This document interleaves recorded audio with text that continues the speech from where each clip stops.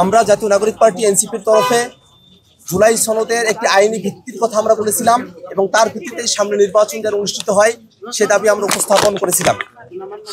দীর্ঘ সময় ধরে জুলাই সনদ বাস্তবায়নের বিষয় নিয়ে ঐক্যমত্য কমিশনে আমরা আলোচনা করেছি।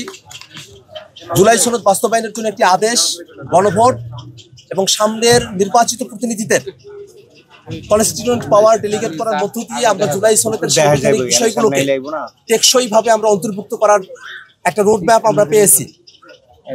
কিন্তু আমরা যখন জুলাই সনদের খসড়া পেয়েছি, সে খসড়ার মধ্যে জুলাই সনদ কিভাবে বাস্তবায়ন করা হবে সে ব্যাপারটা একেবারেই অনুল্লেখ থেকে গেছে।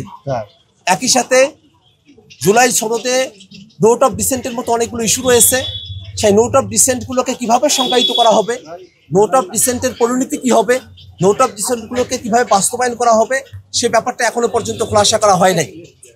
একই সাথে যে আদেশটার মধ্য দিয়ে জুলাই সনদকে আইনি ভিত্তি দেওয়ার কথা, সে আদেশটা আসলে কীরকম হবে সেই ব্যাপারটা আমাদের কাছে এখনো খোলাসা নয়।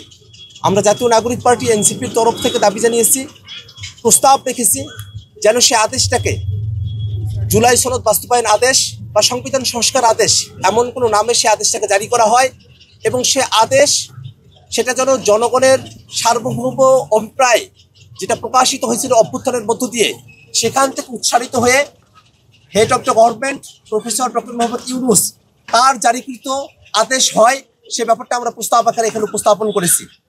একই সাথে যে গণভোট অনুষ্ঠিত হবে সে গণভোটের প্রশ্নটা কীরকম হবে সে ব্যাপারটাও আমাদের কাছে এখনো পর্যন্ত অস্পষ্ট। আমরা আজকে কমিশনের মিটিংয়ে প্রধান উপদেষ্টার উপস্থিতিতে কথা ব্যক্ত করেছি যে দীর্ঘ সময় ধরে রাজনৈতিক দলগুলো আমরা এখানে পরস্পরের নানা ধরনের রাজনৈতিক মতবিরোধ থাকা সত্ত্বেও আমরা অত্যন্ত সৌহার্দ্যপূর্ণ পরিবেশের মধ্যে দিয়ে আমাদের আলোচনাকে অগ্রসর করতে পেরেছি। ঐক্যমত্য কমিশনের সদস্যরা তার অত্যন্ত ধৈর্যের পরিচয় দিয়ে আমাদের আলোচনাগুলো শুনেছেন। আমরা একটা পরিণতির দিকে অগ্রসর হচ্ছি, এই কারণে রাজনৈতিক দলসমূহ, ঐক্যমত্য কমিশন এবং প্রধান উপদেষ্টাকে আমরা ধন্যবাদ জানাই। কিন্তু একই সাথে একেবারে শেষ মুহূর্তে কিছু শঙ্কা আমাদেরকে দাঁড়িয়ে বেরোচ্ছে। বিশেষত বাস্তবায়নের বিষয়টা কীরকমভাবে সম্পাদিত হবে সে বিষয়টাকে জাতির কাছে খোলাসা না করে, জাতির কাছে বাস্তবায়নের বিষয়টাকে পরিষ্কার না করে জুলাই সনদকে কার্যকরভাবে বাস্তবায়ন করা, সেটাকে টেকসই রূপ প্রদান করা সম্ভব নয় বলে আমাদের কাছে মনে হয়। এই কারণে আমরা কমিশনের কাছে দাবি জানিয়েছি জুলাই সনদ বাস্তবায়নের আদেশ, গণভোট এবং কনস্টিটিউয়েন্ট যে পাওয়ার দেওয়া হবে, সামনের যে সংবিধান সেটা যে শুধুমাত্র সংশোধনীর মধ্য দিয়ে সেটাকে টেকসই করা সম্ভব নয়।